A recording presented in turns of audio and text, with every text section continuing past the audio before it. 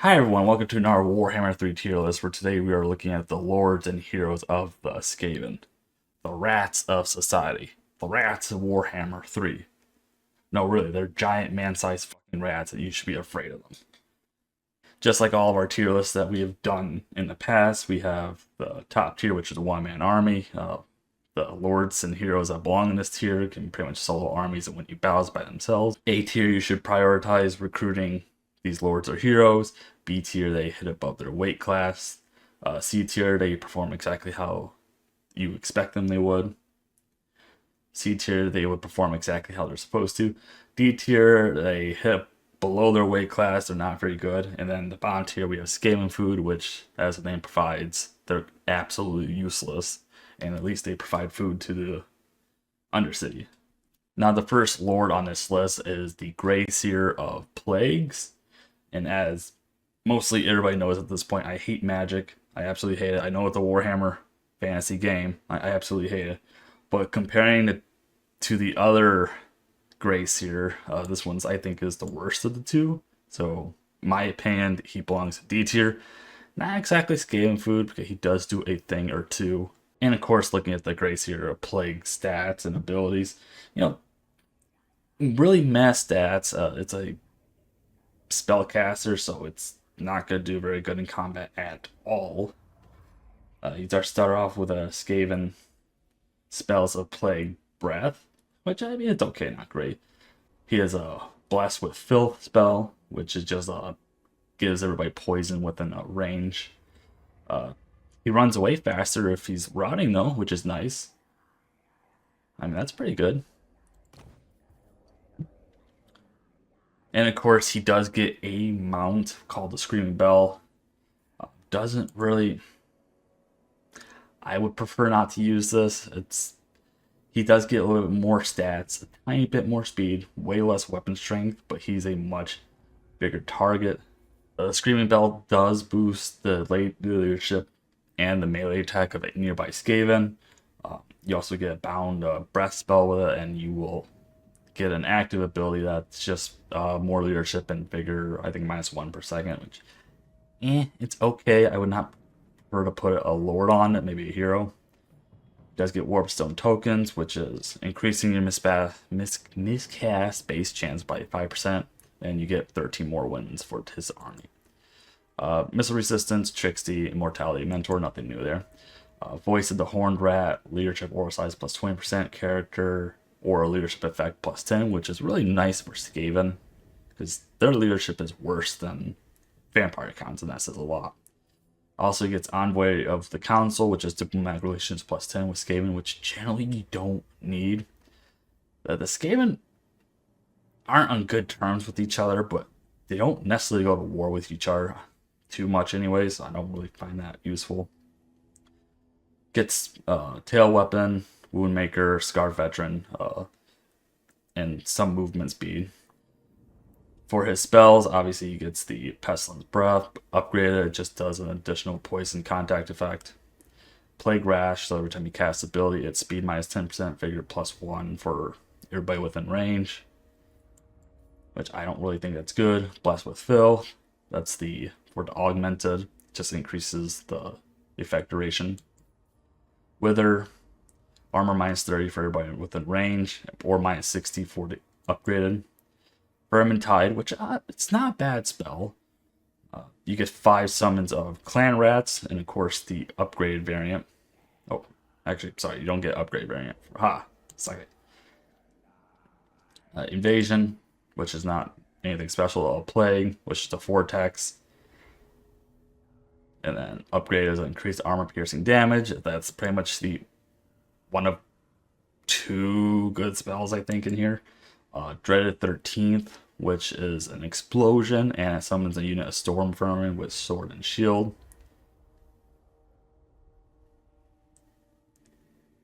The other one, just the non-upgrade, just summons a regular Storm Vermin. I think that's pretty much the second good spell. It does, pretty nice to have. Explosion magic is best, and nothing new down here. Now, some of you guys kind of pointed out in a couple of the other tier list comments of I don't really go through the yellow or blue lines or red lines they have it. And most of the time, all the other lords and heroes will have these same lines, so it's really kind of pointless to go through them unless there's like Grom Brendel, who has a unique blue line. So that's kind of why I don't go through these. Next on the list is the Grey Seer of Ruin, and I kind of value them to be a little bit higher. Essentially, the only difference between these two is just what lore magic they use, and I find the Skaven magic of Ruin is much better than the Skaven magic of Plagues. And like I said, they're pretty much identical all right around. They still get the Screaming Bell mount, which I don't really recommend because they're just going to get Lord sniped. They get the Voice of the Horn Rat and Envoy of the Consul. They do start out with Warp Lightning, which I generally think is one of the best spells in the game because it casts really fast and it's super accurate. So it's a bombardment spell that's pretty cheap. Overcast just increases the number of missiles, but it's super accurate. So you can kind of spam more like Warp Lightning if you have decent winds of magic. They do get the passive ability Musk of Fear, which is leadership -4, melee attack -12 for every time it casts. So if you're constantly pumping out Warp Lightning, you know, your enemies are going to be more scared and hitting their attacks less. They do get a Howling Warp Gale, which is just a X for an area. Only affects flying units. I generally would ignore this. It basically makes them not move. I mean, it's good situationally. I don't think it's really going to be useful. They do get Death Frenzy, which is just base weapon damage plus 30%, AP plus 30%, melee attack plus 24, immune to psychology.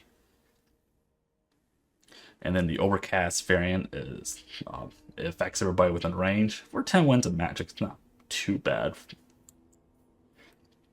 They do get Scorch as well, which is just a Skaven spells, or Skaven Ruin spell of Breath.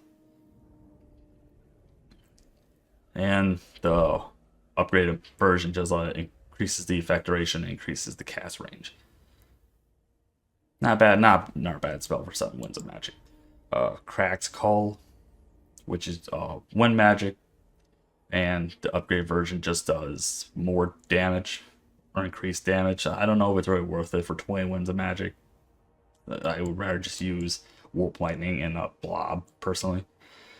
Dread 13th, once again, explosion spell, summon Storm Vermin, and that's pretty much it. Next in the tier list is the basic Skaven melee lord, the Warlord. Belongs to C tier, does exactly what he needs to from the caster, of course. Pretty much the equivalent of like an Empire General or like a Dwarf Lord. So pretty much, you know, he starts off with 35% missile block chance in front. Does have the scurry away, so it runs faster when he's routing, of course. He does get a Bonebreaker Rat Ogre, which is pretty nice, a really good mount. A little bit chunky of a mount, but moves pretty fast, 60 speed, with additional armor piercing as well. And Frenzy on top of that and Causes Fear. Or he could get a Brood Whore as well, which is a much bigger mount. He does get a regeneration with it. My only thing is I would kind of be careful of the two because this one's it's much bigger, much faster, but it's much bigger. So it depends how you're building your army. I would probably go with Bonebreaker maybe more than Brood Whore if the situation calls for it, but or just swap them out as you need them. He does get a Warpstone weapon, which enables magical attacks and AP plus 12. So he has 3 choices you can choose, and I really hate that they do this. So he has Life is Cheap, which is casual replenishment rate plus 4% for the Lord army, upkeep minus 33% for Skaven slave units in his army, and armor plus 5 for those Skaven slave units. Or, you know, upkeep minus 50% plus 10 armor or plus 8 casual replenishment rate. You're not going to be using Skaven slaves. Unless if you're doing like a meme run and you're just going to use them, I don't really see this as a good option. I mean, casual replenishment rate is nice. This is kind of more of the, or I guess it improves their hero's action, I'm sorry. So that's just the Dastardly and Devious Assassinate, additional 8% success chance for heroes in a local region. Hero action success chance minus 33%, or cost, ambush success chance plus 15%. and upgrade it's minus 50% plus 12 plus 25. And then you got the Ravenous Expansion, which is growth plus 2 for all provinces. Skaven Slave Corruption, Skaven Corruption plus 2 for local province. Skaven Corruption Skaven Corruption and nearby provinces plus 1 income for province capital settlement buildings plus 2 faction wide. And then of course when you get upgrades 4 to 4, I would kind of recommend this, just get more money. And other than that, he gets a standard red, blue, and yellow line. He does get Firmness Valor, which is speed plus 25%, leadership plus 8. It's an explosion that pretty much allows him to escape and doesn't hurt your friendly units. He does get Deadly Onslaught as well. Just your run-of-the-mill melee hero, really. Lord. Next on the list is Throth the Unclean. And this is probably going to be a hot take for me, but I think he belongs in A tier. I think he does extremely well for a Legendary Lord. He can pretty much be built into one-man army, except it takes some time for him to get there. He is kind of scary to fight on the field kind of later in campaigns. Like I said, he kind of ramps up slowly. It's just his faction mechanic, but we're trying not to look at that. It's kind of going to be hard for some other unknown lords that like to make stuff explode. But I think he personally belongs in A tier. So I kind of had to get into the unit spell browser here just for a second because he's kind of juiced up in my campaign. He does start off with a 10% physical resistance. Has bonus versus large and AP. You know, pretty okay stats overall. Nothing too crazy. So looking at Throth's skill line, he does get a Brood Horror. I don't have him on that mountain currently, but he does get passively regeneration.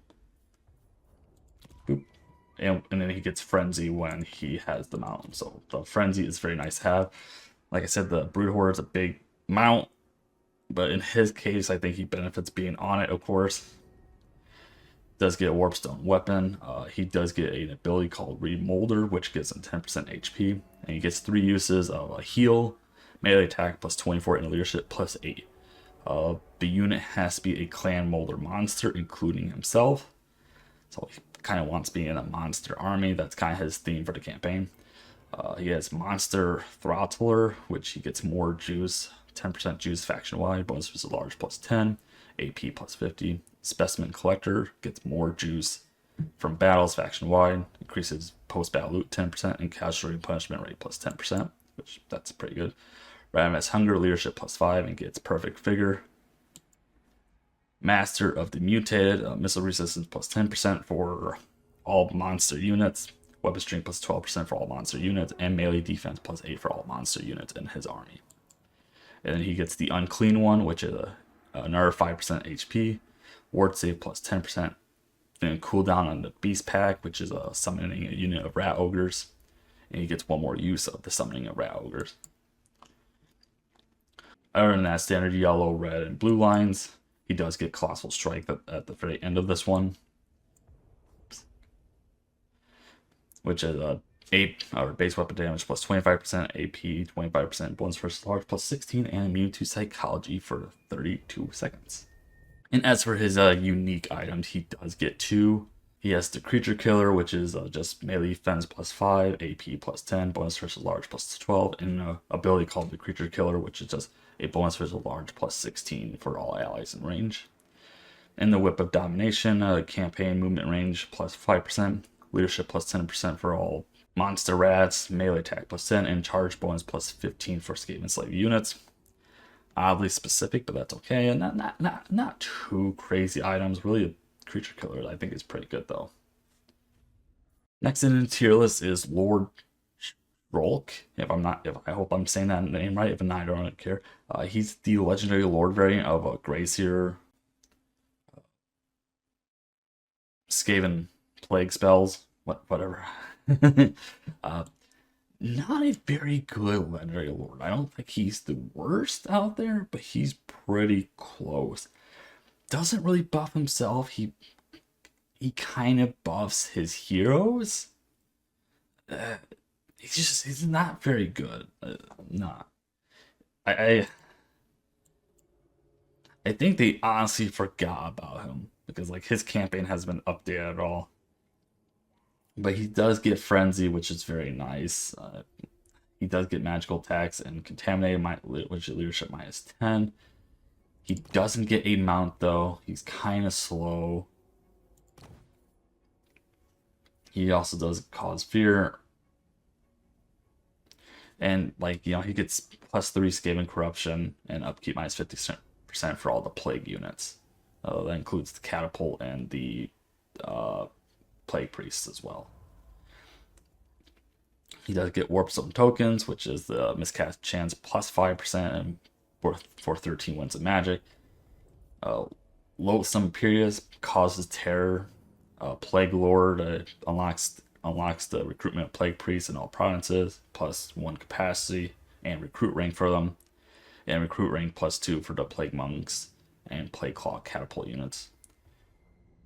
And then level 2, you get -10% upkeep for them, and it's tier capacity 2, rank 3, and recruit rank 4 for them. So I mean, it's not bad, but it just takes a while to actually get some of these units. The Herald of Decay, control -5 for local enemy province, Skaven corruption +5 for local province. Voice of the Horn Rat, which is just leadership aura size in effect. Envoy and Aura of Pestilence, which is melee attack +5 for all units in range. The standard yellow line, standard red line, standard blue line. And he does get pretty much a standard Skaven plague spells list, sadly. So, I kind of just go over that way. He does get the Pestilent Breath, which is the breath attack.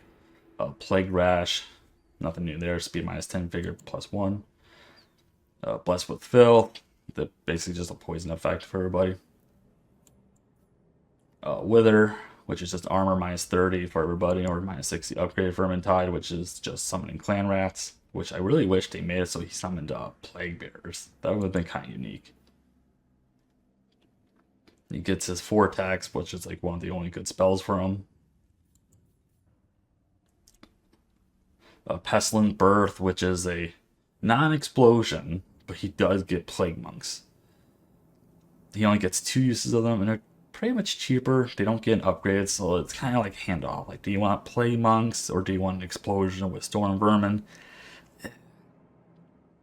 It's kind of an interesting change up. For his item, he has the Liber Bunakis, whatever. Pretend I said that right. Which is a hero recruit rank +4 for plague priests for all provinces. Skaven corruption +3 for local province. Right cost -25% for the pestilence scheme. Winds of magic cost -2 for plague vortex. Winds of magic cost -2 for it being upgraded, and then he has the damage per second ability, which is strong versus single combatants. He only has 2 uses of that though. Or he also gets the Rod of Corruption, so hero capacity +1 for plague priests and Eshin sorcerers, melee attack +6, weapon strength +10%. Winds of magic cost -2 for Wither, which is just the -30 armor spell, and -2 for upgrade. He does get the Rod of Corruption, which has 3 uses, which is more of the blob spell. So you're going to kind of use this versus units with 25 or more entities. It does a lot of damage. I kind of wish it didn't have uses though, because like once he uses these 2, he's kind of useless. He almost feels like he should be just a legendary hero, not a legendary lord.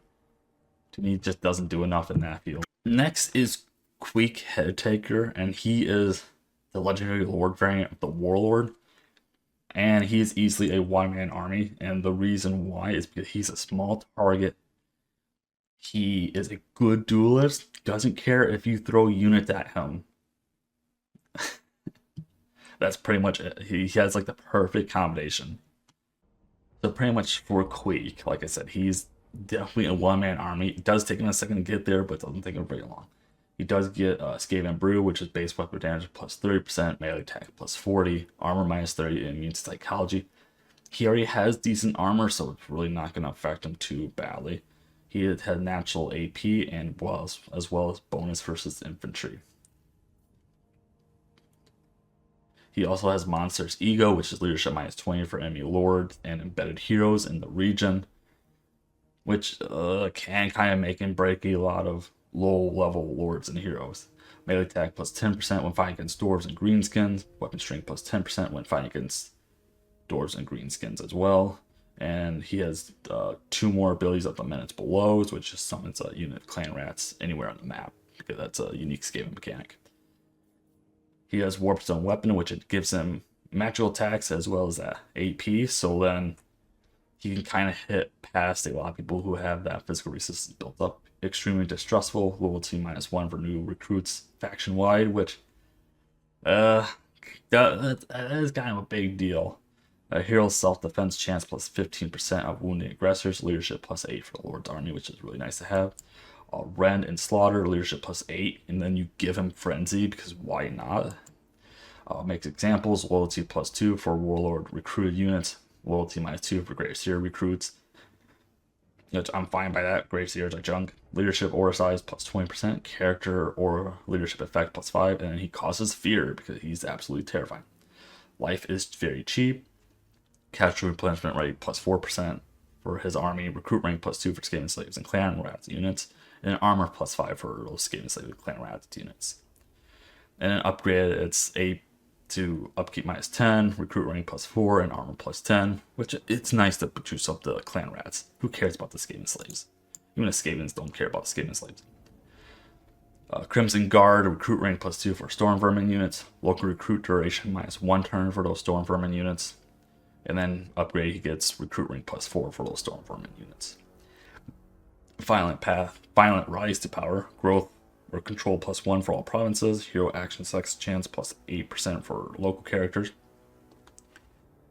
enemy hero action success chance -10%, and an ambush success chance plus 15%. And upgraded, it's control plus 2, success chance plus 12, enemy hero success chance -20, ambush 25%, and wounded recovery time -1 turn, because you cannot keep this rat down. And then for the yellow line, it's pretty much standard. He does get the Firmness Valor, so he can detonate himself to kind of get out of combat. And then he does get trophy hits as well, which is -24 melee attack and -40 melee defense for a Lord or hero for 36 seconds, which is pretty much all the time it needs for him to do his job, because he is called the Head Taker for a reason.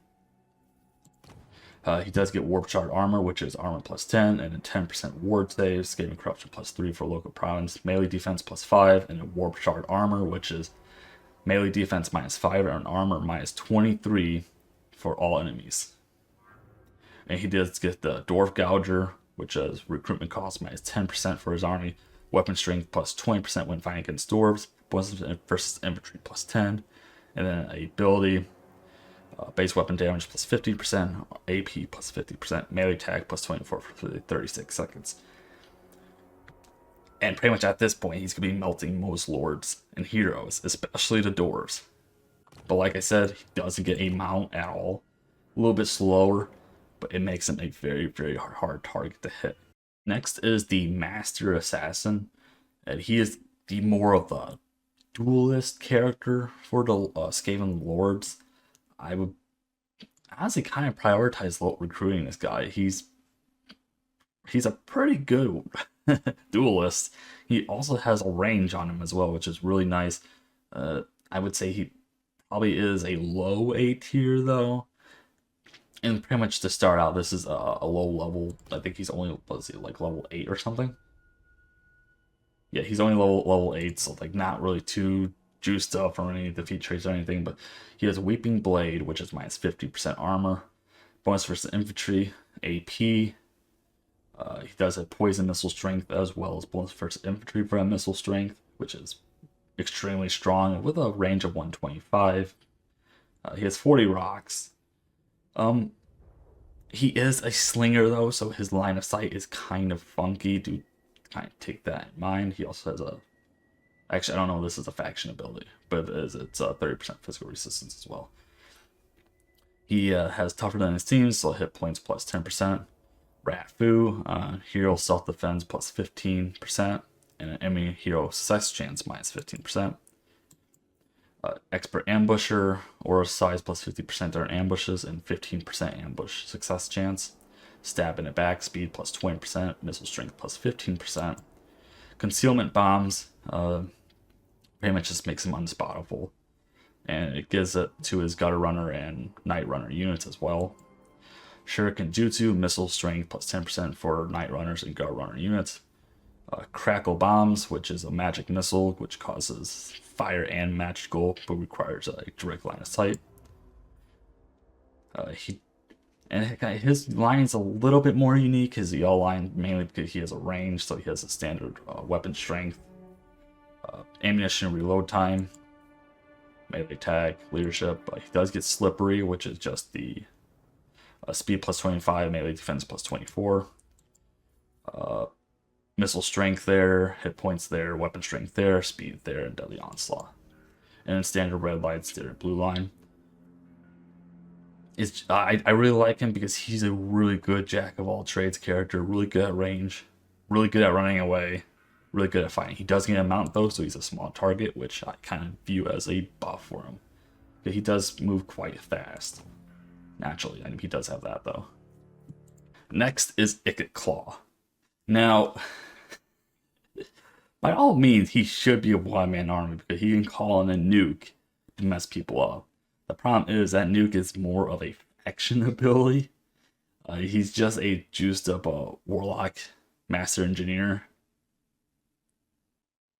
So, this is a hard one for me. A part of me wants to put him in A tier. He's not particularly a great fighter. He does have good spells. Oh, I gotta, I'm gonna put him here because he has nukes. That's pretty much it. If he didn't have his nukes, he would probably be honestly a B tier, or maybe even a C tier because he's a legendary. So of course, before we look at his character, he does get a nuke. It's weak versus incombatant, but it will self-delete units. Pretty much this nuke will win you fights in certain situations. So let's just kind of throw that out there. He also starts off with unique items. Bigger warp forges. So pretty much just start off with, he does get base magical attacks and flaming attacks, bonus versus large AP. He does get magical attacks and flaming attacks for his ammunition, as well as burnt, which is just minus 8 leadership. He only has 5 shots of these with a range of 80. I wouldn't really rely on this at all. He does get a brass orb vortex, which is really nice. So 3 uses of that. It's stationary. He does start off with warp lightning, which I've said is easily one of the best spells in the entire game. He does start with howling warp gale, which just makes fine units not move, and he can run fast when he's scared.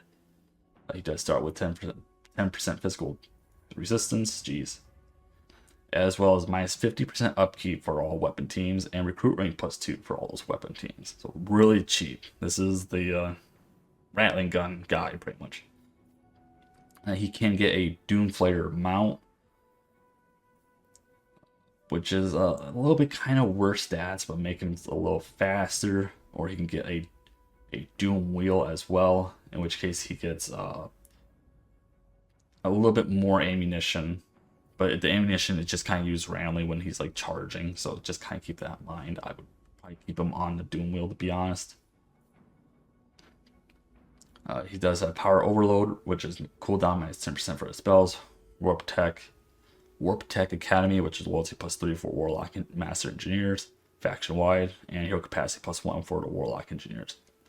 15% to acquire warp fuel after battle, which is what you need to make the nukes. Concentrated Flame ammunition increases range and anti-large missile strength +12. Optimized production, local recruitment duration -1 for Doomflayer and Doomwheel units, and recruit rank +2 from Doomsday Scientist. Upgrades the brass orb to be even more horrifying.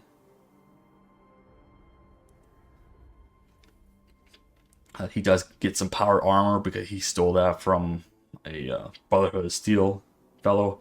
So physical resistance +10%, retractable blade, arm blade, geez. Melee attack plus 8, weapon strength plus 10%.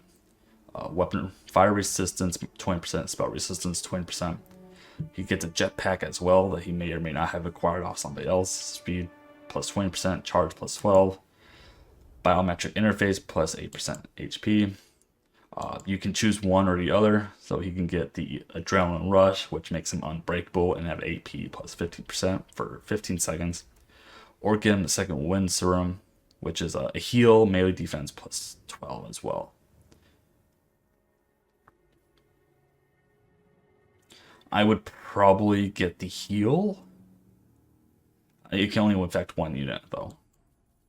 Like I say, you get to Warp Lightning, easily the best spell in the game. Musk of Fear, Howling Warp Gale, Death Frenzy, Scourge, Cracked Call. He does get a Flensing Ruin, which is a new one, which is a area damage per second, minus 30% armor. It's strong versus characters, which is weird because it's an area spell. So I think that's a mistype. I'm pretty sure it's supposed to say like just 25 entities or more, and then he gets a longer duration for it as well. And then he gets unlimited power because he stole that from Palpatine, which is just power recharge rate plus 160%, reserves per second plus 0.2. And then for his item, I forgot this. Whoops. He does get the Storm Demon, which is just control plus 2 for all provinces. Armor piercing weapon damage plus 25%. Bonus versus large plus 10%. And Storm Demon, which is just 2 uses of the magic missile that requires direct line of sight. And he does also get the Iron Flame, which is armor plus 10, weapon strength plus 10%, spell resistance 5, and then physical resistance plus 10%. Next on the list is Death Master Snitch, who is the legendary lord variant of the Assassins. Another really strong A tier. Pretty much the only reason why he's not one-man army because he's not quite as tanky as Queek is, but I would say he probably hits a little bit harder. It's kind of a trade-off. I kind of prefer a little bit of the tankiness. But weirdly enough, he doesn't get a range attack. I guess that he would bust if he had a range attack. But anyways, for this, so I kind of will say I don't know where he got the poison attack from in this campaign. I looked at all the stats. I don't know why he has it. According to the roster, he has Weeping Blade, so we're just going to kind of disregard that. He does get AP naturally, though. So he has Expert Thief, which is just post-battle chance of stealing a magic item plus 25%. Rafu. He does get Slippery, which is speed plus 25%, melee defense plus 24. From the Shadows ability, which makes him unspottable, and it gives him snipe for everybody around him. Jump Scare, Ambush Success chance plus 20% for his army. Defense chance plus 20% for his army. Enemy Leadership minus 5 for the local region. Leadership plus 8 for ambushes. Melee attack plus 6 during ambushes for his army. Scary Fast Quick, campaign movement range plus 5%. Attribute Strider for his army, and charge bonus plus 8 for everybody. Conceal Hide Them, speed plus 10% for infantry units for his army, and the concealment bombs for his Knight Runner and Gun Runner units. Contract Loopholes, minus 10% upkeep for his army. Hero and Lord to recruit rank plus 3 faction wide. Just dodge it. Melee defense plus 5, physical resistance plus 15%. Sabotage and Unrest. Attrition suffered by defender plus 15% when laying siege or encircling. Control minus 8 for the local enemy province, and enemy leadership minus 8 when laying siege. Pretty much, he does get mostly a standard yellow line, a standard red line, standard blue line, except he gets a Death Master's Sigil, which is just a hex of cannot move if a unit is a lord or hero, which is pretty nice for assassinating, if I say so myself. For its items, he gets the Whirl of Weeping Blades, which is weapon strength plus 5%, AP plus 20, leadership plus 10 for all of his Eshin units, if they're rank 7 and above. Whirl of the Weeping Blades ability, which is a vortex and he can't move. But he gets 108 damage per second, that is 100% AP for 5 seconds. So he essentially does 500 damage to anybody near him. I don't know if that stacks with his weapon strength or not. Cloak of Shadows, enemy hero access success chance minus 10%, ambush success chance plus 20% for his army, melee defense plus 10%, and pass ability to Cloak of Shadows, which is leadership minus 4, melee defense minus 10 for all enemies in range. Next is the Warlock Master. He's basically Ikit Claw, but a little bit weaker. He is kind of a spellcaster, but he really juices up his weapon team's army, so I'm going to put him in B tier. I know he's a magic caster, but I think he's the best magic caster for the Skaven, which still isn't saying much. For the Warlock Master, he does get magical attacks as well as AP and bonus versus infantry, much like Ikit Claw. He can get Doom Flayer or the Doom Wheel. Recommend kind of Doom Wheel over it. Does get Power Overload, Jesus. Specimen Collector, you can choose one of 3 options here. You can get Vehicle Engineer, which local recruitment duration -1 for Doom Flayer Doom Wheel units. Recruit rank +1 for them for his army. Weapons Engineer -15 upkeep for all weapon team units. Or Construction Engineer, construction cost -15% for all buildings in the local region, or in time, -50% time as well. And he does get a brass orb as well. Most of the time, you probably can go Weapons Engineer. Kind of a, I would say like substandard yellow line. He does get more magical attacks. It's up top of his magical attacks with weapon strike, melee attack, hit points, 15 armor with some missile resistance, or 30 armor and 10% missile resistance upgrade. Fear repression stimuli, leadership +8 or leadership +15, and you get a character or leadership effect +5. He does get warp lightning because the Skaven spells of ruin are really good. Well, pretty much the spell. And nothing else really unique here. Does get Cleansing Ruin as well. Standard red line, standard blue line. Now this is kind of going to be another take, but the next is the Eshin Sorcerers. They're kind of the heroes, but they have the Skaven spells stealth, I believe. I almost would put them as Skaven food. You know, I'm going to put them as Skaven food. I don't like these guys remotely. Their spells are really bad, and they're kind of a pain in the butt to recruit because you can only recruit them from a tier 5 building. So you're not going to get these guys anytime soon. Unless you do an Eshin campaign, in which you get, I think, 1. But for the Eshin Sorcerer, he gets a Warp Fireball spell. 40 uses of it. Requires direct line of sight. It's basically a fireball, but with some warp in it. Rat Kurota, whatever. Melee defense +10, missiles resistance +10%. Cathayan training, unit experience per turn +40%. Or +40, sorry, armies in the local province. Concealment bombs makes them unspottable, but the AI kind of cheats anyways, because once they know where a character is, even if you hide them, they're going to always find them. Standard yellow line, he gets some speed, melee defense, and health. He also gets some warp stars, which are just like ninja stars, but require direct line of sight, and increases the number of missiles when you upgrade it. Toxic Rain, which the best I can describe it is kind of like poison. When he casts a spell, so speed -10, AP -10%, base missile damage -10%, base weapon damage -10%, and then AP weapon damage -10% for 10 seconds. It's not bad, but it's just, the problem is just the character is such a pain to get. I don't think it's really worth it. Skitter Leap, speed +25%, unspottable for 1 unit. And then when you overcast it, it's for everybody. Well, once again, AI kind of cheats, so I don't find that a useful spell. Armor of Darkness, armor +60, missile resistance +20% for 1 person. And when you upgrade it, it affects everybody. Veil of Shadows, which is just a vortex, which causes no damage. Does not affect friendly troops. Pushes enemies out of the area, creating openings. Huge stationary area of effect. I mean, if the Skaven had like faster unit, I could see this being useful. If they had actual cav, maybe, but I don't see it. And then Overcasting adds a contact effect, which is a Veil of Shadows, which is just a speed -45%, leadership -8, and then Silenced. So you might want to use this on like a hero or something, I guess.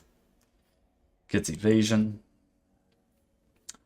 Brittle bone, which is just a hex minus speed, minus 25% speed, minus 40 melee defense, vigor per second plus 1.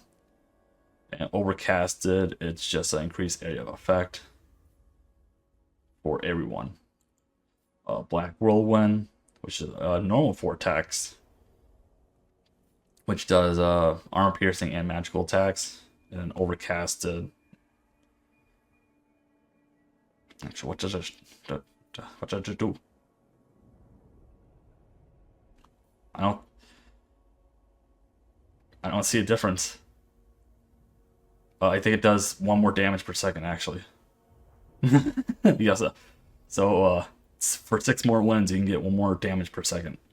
Wow, that's a deal.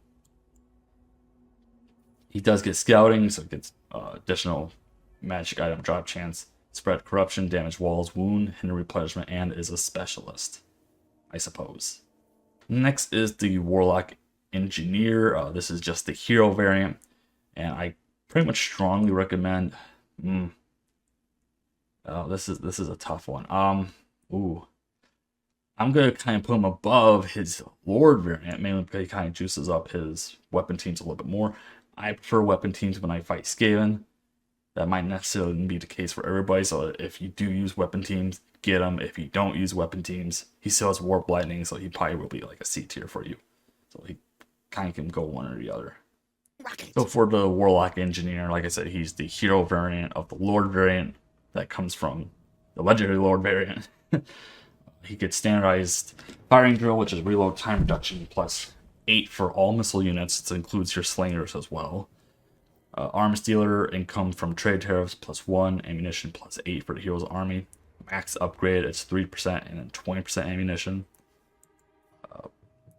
War forged armor, so just a little bit more armor and missile resistance. Augment to weapons, he gets magical attacks with weapon strength and melee attack.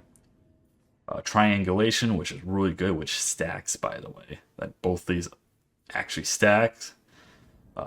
Normally it's missile strength plus 3%, max upgrade it's 12%. Ballistics calibration, reload skill plus 20% for everybody in range. Overseer leadership aura size 10% or 40%. Doom rocket, so it's a mini nuke. I actually don't think it's as good, really, kind of sadly. He gets 1 of those and it causes magical and fire damage, effective at long range, but requires line of sight. Sapper, speed plus 3% for all missile units or 15% for all missile units. Extra powder, so it's armor piercing explosive damage plus 10%, base explosive damage plus 10% for all missile units. He does get a mount, which kind of makes him a little weaker. But hey, he does get Warp Lightning. He gets that nice Skaven spell of Ruin. So Musketeer, Howling Warp Gate, Death Frenzy, Scorch, Evasion, Crack's Call, which is just the wind spell, and Flensing Ruin. I would say this guy kind of works better if you have like, kind of works good by himself, but if you can stack like 2 or 3 of them in like a weapon team or a range-based army, they're never going to run out of ammo, and their rocks are going to be slightly more sharpened. This is probably like the best, probably like engineer character in the game. I would say like dwarves and I forgot what the human engineers are called, like kind of a second or third place for me. This guy's kind of the best. People will cheese the game to try to steal this guy because, you know, Warhammer 3 has a bunch of features. Next is the Plague Priest. He is the hero variant of the Great Seer of Plague spells. Once again, kind of a D tier. He would be Skaven food, except he has a Frenzy on him. I think that's literally his only saving grace, really.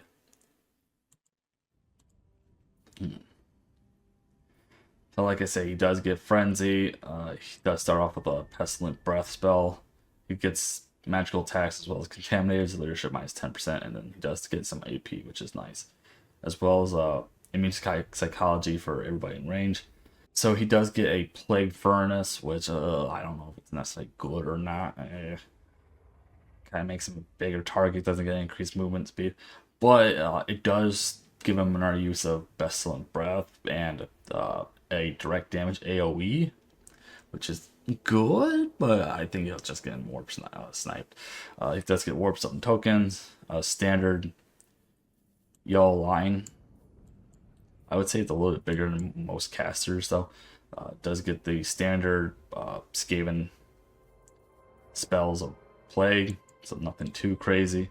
He does get plague monks to Vermintide, which you could argue is better or worse. He does scouting, spread corruption, damage walls, wound, hinder replenishment, and specialist. I personally want to get this guy, but he's not the worst in the world either. Next is the assassin, just the hero version. It's not too crazy actually compared to his lord and hero variant. He's a pretty decent duelist. I would kind of put him at probably a high C tier, maybe a low B tier. Him and like the chieftain are like a really good combo together, but he's not bad. Not great, but not bad. I don't know if this is the faction effect, but he does get 30% physical resistance. I kind of have to be careful when I say that because the Skaven factions have not been updated since they got released in Warhammer 2. So it's really hard to tell what's intentional and what's not intentional. You can get Venom Blades, so poison attacks, which is really decent. Concealment bombs, which, you know, once the AI spots you, they always know where you are, so I wouldn't really get that. Damage to death, so melee attack +4, melee defense +4. Melee attack here, melee defense here, weapon strength there. Hit points there. He does get slippery, which is you know, pretty nice for him. Fleet-footed, so speed. He gets charge bonus, more melee attack, and weapon strength of 10% there, as well as Assassin's Trophy, which is melee defense -24, melee attack -24 for a lord or hero. Doesn't get a mount or anything special. He gets troop replenishment, spread control, assaults garrisons, assassinates, obviously, because that's his name. Assault units, and a specialist. Like I said, probably a low B tier or a high C tier. Like, does exactly what he needs to, but he's not really like scary if it's just him though. Next is the pack. Oh, I gotta remember his name. The Pack Master, the Pack Rat. He's a support lord for pretty much monstrous rats. I'm gonna kind of put him at C tier as well. Probably was just a flat C tier, put him from the caster because I think that's funny. Does what he needs to. He's not really gonna turn the tide of battle, but kind of having him around is nice as well. Now for the Pack Master, he does get some. Actually, let me make sure it's not just that. Okay, he does get some bonus versus large, which is nice to have, as well as a heal per second for a clan molder monster if he's in melee. Which the problem with that is of when he's a really low level, he can't really take too many hits. He does get a brutal horror later on, which makes it a lot better, of course, and you know, gives him frenzy and regeneration and causes terror. He gets the Tide of Death, which is a summon of wolf rats, and when he can upgrade that, he gets 2 uses of it. And then the Tide of Pox, which is a poison wolf rats, and he can get 2 uses of that when it's fully upgraded. So it's really nice to kind of put behind lines and chase range units, really. Carrot and Stick, upkeep -10% for wolf rat, or for, I should say, just all basically clan molder units. Recruit rank +1 for all the clan molder units as well. Kind of a nice thing to stack if you want to make a really cheap army, but he's kind of weak, so maybe I would probably put 2 in here. You know, not any more, not any less. Master Molder, leadership +5 for all Molder units, and casual replenishment rate +5% for all Molder units, which is meh, in my opinion. He can choose one or the other hero. Hero Catcher, additional 10% of wounding, -10% for all actions, or 20% of wounding, and 20% for all actions. Or Replenish Troops, which is kind of weird. And then he gets enemy casual replenishment rate -5 for local enemy provinces, or 10. And then replenishment rate is increased by additional 10%, which is kind of weird. Like, I feel like, I mean, these two stack nicely, but it's just kind of weird. I probably would do this more because that replenishment's really nice, but does get kind of a standard. I want to say it's an interesting yellow line because it's armor, hit points, melee defense, leadership, charge bonus, and weapon strength all in like one section. So it is like a standard yellow line. It's just like put together. He also gets Shock Collar, which is a melee attack plus 24, leadership plus 60, immune to psychology for a clan molder unit for 24 seconds. He can scavenge, get some more loot, growth, damage buildings, wound, hinder replenishment, and specialist. So, a good support hero. Now, next is the Chieftain, who is the hero variant of like warlords, like your melee characters.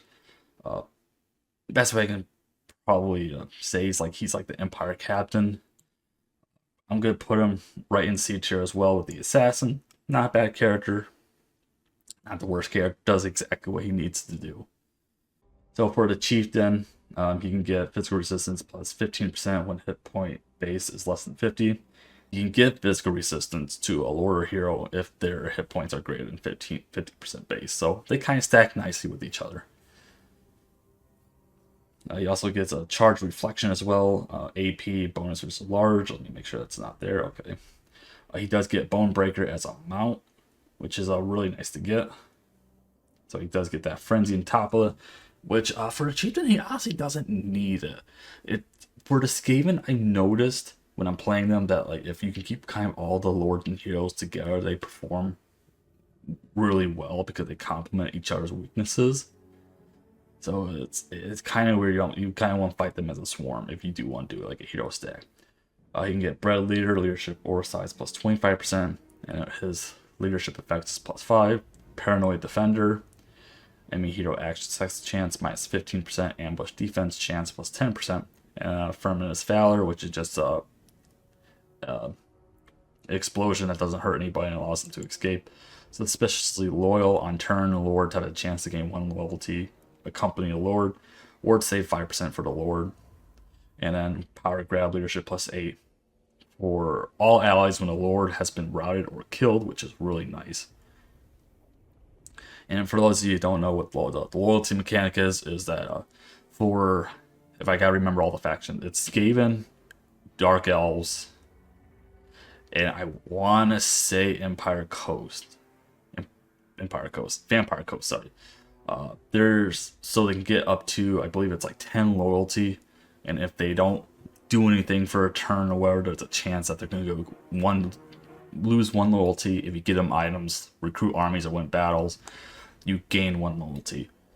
And if they go to 0, they could defect, taking your army with you. So if you're playing a faction that has the loyalty mechanic, sometimes it's better to not spam a bunch of units or lords that could defect from you, because that can become a minor problem.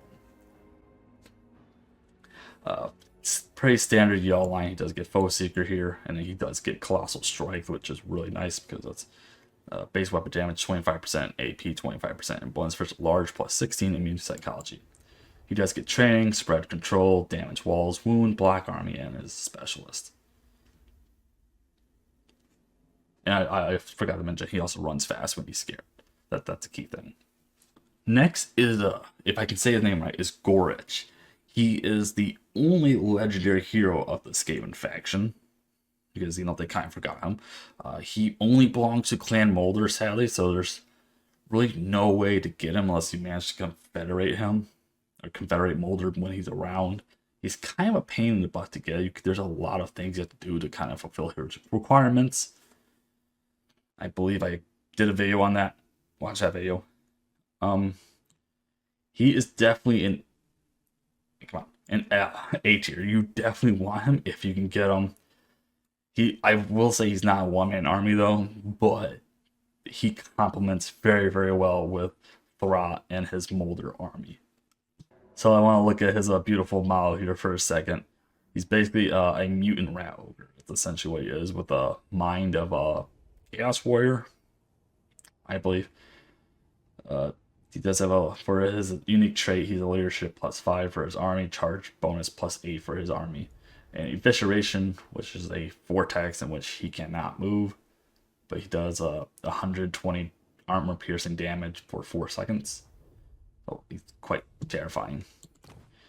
He does have a fairly basic tree, but it's also, oh, maybe he's a Norskin, but he also has, it's actually a pretty good tree.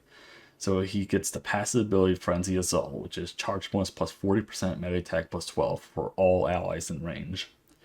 Arena Boss, growth juice gained from battles plus 5% for faction wide. Recruit rank plus 1 for monsters for monsters, infantry, and monster units. Melee attack plus 8 for monster units all in his army. Warp Frenzy, weapon damage plus 25%, AP plus 25%, melee attack plus 24 for 29 seconds, and Norskin Fury, which is just rage. Physical resistance up to 10%, leadership up to 8, melee attack up to 5 for time in battle. Intact Mind, control plus 3 for local province, unit experience gained per turn plus 150 for all units in the army. Leadership oral size plus 30%, character oral leadership effect plus 5. Passive ability Blood Shield, which is spell resistance plus 20 for all allies in range. Plus 1 loyalty for all recruits faction wide. Weapon strength plus 10%. Passive ability Guardian, plus 15 physical resistance, or 15% physical resistance for lord or heroes in range. Standard Y'all line. He can assassinate assault units, train assault garrisons, spread control in the specialist. And I just want to make sure I got everything. He does have frenzy. There's the blood shield. He causes fear, causes terror. He's a molder monster. Means psychology, encourage. I think that's it. But he's naturally bonus versus infantry and armor piercing. And when you throw him with a pack master, he is damn near unkillable. He is probably one. I would say he's up there for strongest legendary heroes, and it kind of sucks that he only belongs to one faction. And next, and certainly least, we kind of let this guy at the end for a reason, is a Tretch Craventail. I would say, without a doubt, is the worst legendary lord in the game. He has a little bit of tankiness, and that is literally it. He can't really take hits very well. If he does get hit, he really doesn't do damage at all. He doesn't get a mount, so he can't really get away fast. He doesn't really buff his army too much. His only saving grace is his faction mechanic, and that's like +1.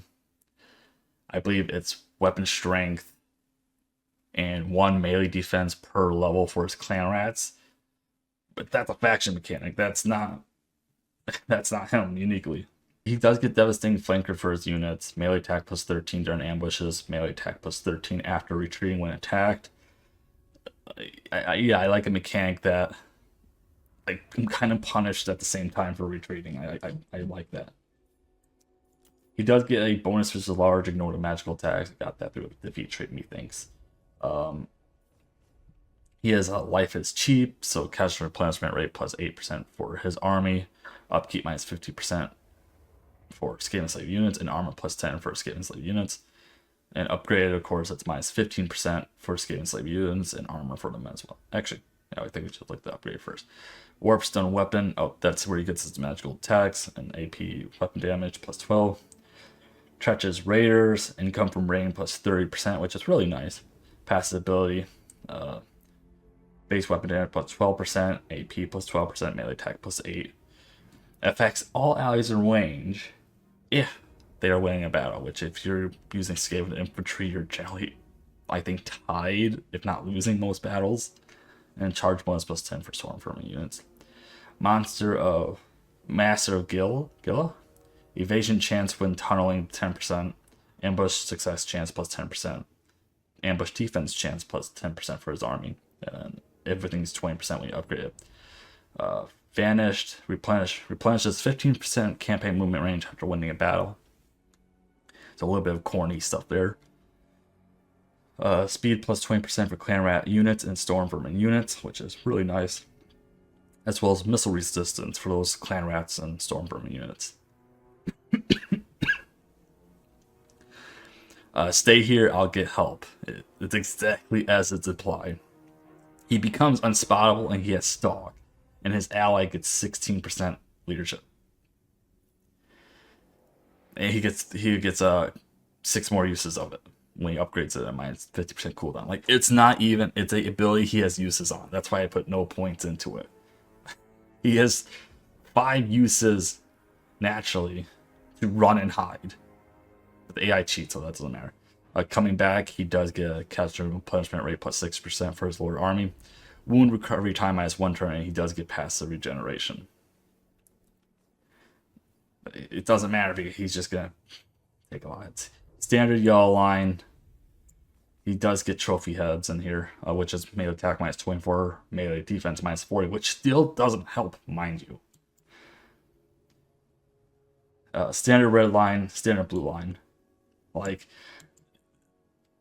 I don't know, maybe it's just his campaign placement because he's fighting dwarves off the bat, and it's like there's no reason to. He just struggles. He's so bad. It's hard to explain how bad he is, because he's arguably the worst legendary lord. He has a lucky skull helm, which is ambush success chance plus 15%, speed plus 10%, physical resistance plus 10%, as well as speed plus 25%, and then damage resistance plus 40% when losing melee combat. So, like, once he's in melee combat, if he's losing, which he is, it's kind of hard to kill him, but he's not really doing a lot of damage. His melee attack is kind of low, and that's him being juiced up already. He has really high melee defense naturally. Not very speedy, which, like, if you use to stay here to get help, I mean, I guess that's fine. But, like, if he's in the middle of combat, the unspottable is not going to work. So he is just terrible. So this is my final tier list for the Lords and Heroes of the Skaven. And one takeaway I can get from this tier list is that the Lords and Heroes kind of work better together than solo. You kind of want a hero stack for the Skaven if you can help it. I'm kind of disappointed with the performance of a majority of the legendary lords. I really wish they were better. They haven't been touched since Warhammer 2 for the campaigns, and you can tell. I really kind of was miserable playing them as a Skaven. And that's why it took me so long to get this tier list out, because I played every campaign, so I can actually kind of do this tier list proper, because I don't play the Skaven. Now you know why. And of course, if there's a tier list you guys want me to work on next, just let me know in the comments below, and I'll start working on that. And you better not say Skaven again.